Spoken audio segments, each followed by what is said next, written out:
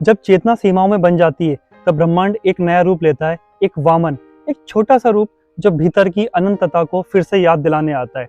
The dwarf बाहर नहीं, वो इनफाइनाइट कॉन्शियसनेस का सीड है जो लिमिटेशंस के भीतर जन्म ले रहा है। वामन यह रूप है जहाँ इनफाइनाइट सिमट जाता है फाइनाइट में, ठीक वैसे ही जैसे हर एटम में पूरा ब्रह्मांड छुपा है। मॉडर्न फिजिक्स इसे कहती है quantum superposition. The small contains the all. Hiranyakashyap का पौत्र बलि शक्ति और नियंत्रण का प्रतीक है। द इगोटिक माइंड जो हर चीज को अपना बनाना चाहता है, स्पेस भी, टाइम भी और आइडेंटिटी भी। और वामन वह चेतना जो कहती है बस 3 पग दे दे।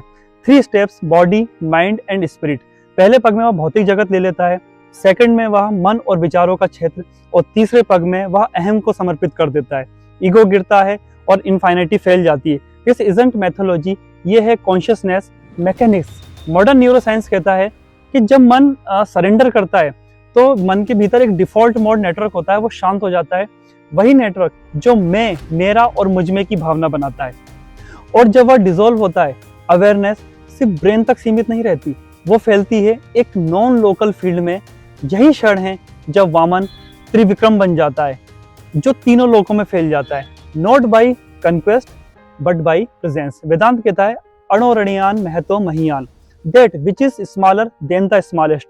वही सबसे महान से भी महान है। और कॉन्शियसनेस को मेजर नहीं किया जा सकता, उसे सिर्फ रियलाइज किया जा सकता है।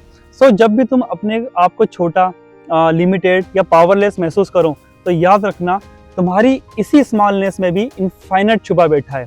एक वामन है, एक जो एक्सपेंड होने का इंतजार कर रहा है, क्योंकि कॉन्शियसनेस साइज से नहीं बढ़ती, सबस्टेलिटी से बढ़ती है।